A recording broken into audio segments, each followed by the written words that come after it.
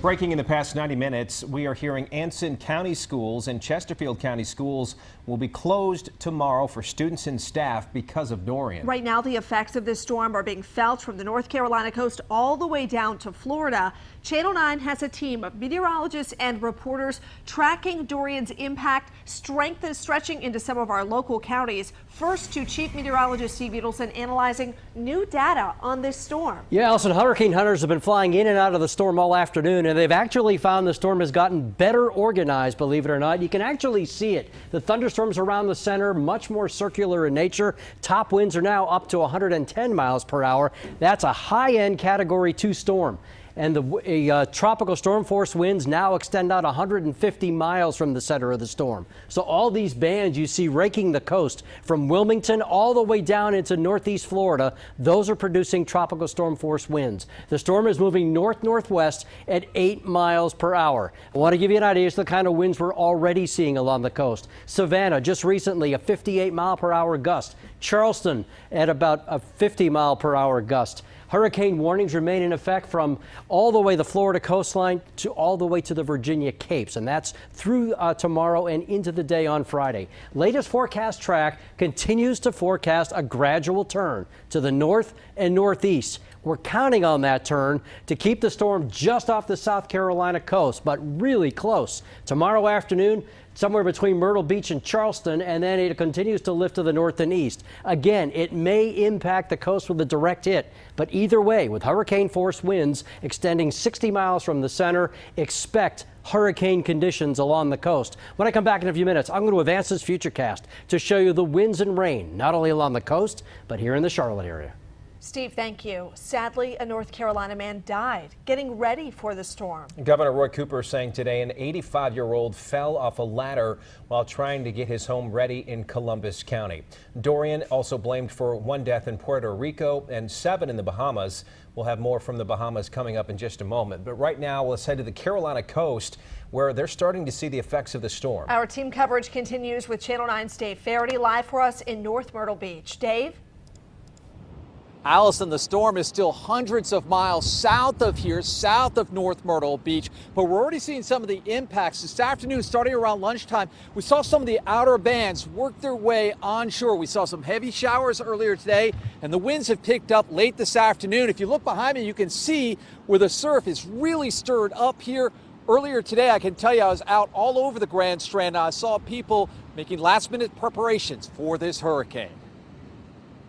Charles Schatz isn't taking any chances as Hurricane Dorian began to move north toward the Carolina coast.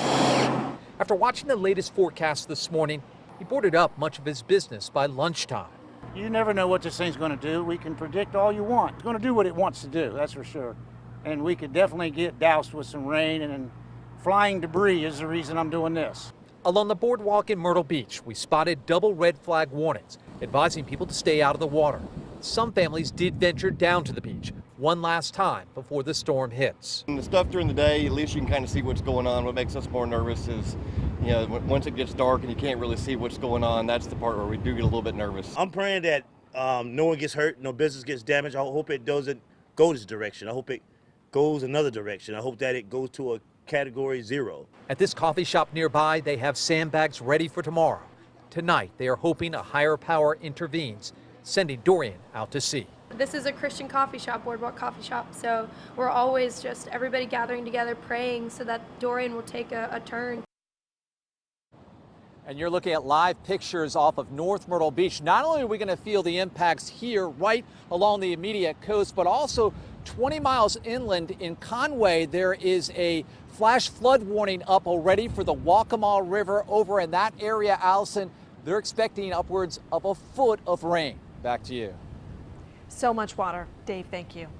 A little further north, Atlantic Beach has struggled to recover from Florence, and now they're doing everything they can to protect what's been rebuilt since then. Our meteorologist John Ahrens is live there tonight with what they're expecting and how they're preparing. John? Yeah, Scott, we're getting a little rain band right now from Dorian, just some light rain, but I tell you the top concern here on the Crystal Coast is storm surge. Take a walk with me back here. The tide is actually coming out, and already you see that the waves are very aggressive. Now, from my position here in Atlantic Beach, I feel safe here just because we do have extensive dune protection right here. But if you go farther down this strip, you're going to get to the areas where the elevation is lower. And with the orientation of the coastline, it's a north to south facing coast. So what Dorian's going to do as it moves parallel from, let's say, Charleston to Myrtle and the counterclockwise flow, it will shove all that water right here. Same thing happened last year. It's still not safe to walk on the landmark Atlantic Beach Pier. Florence ripped that apart last year. The final board on it was just replaced a few days ago. Nearby, the Doubletree Hotel sits empty, as it has all year. There's still homes, people around town who are less fortunate, don't have as much money, and they're still suffering. They're still not in their houses waiting on lists for contractors. It's been tough to get it back put all together, and it's not completely put back together, and now we're getting ready to hit another one. That's a tough pill to swallow. Across the Bogue Sound in Morehead City, we found Gerhard Schnibben boarding up his restaurant.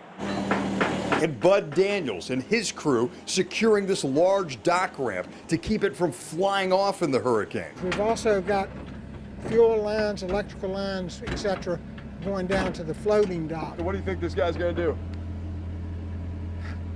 I'll tell you Friday afternoon. A lot of attention and detail to what needs to be done right now, while trying not to get swept up in the past. Everybody's pretty darn weary.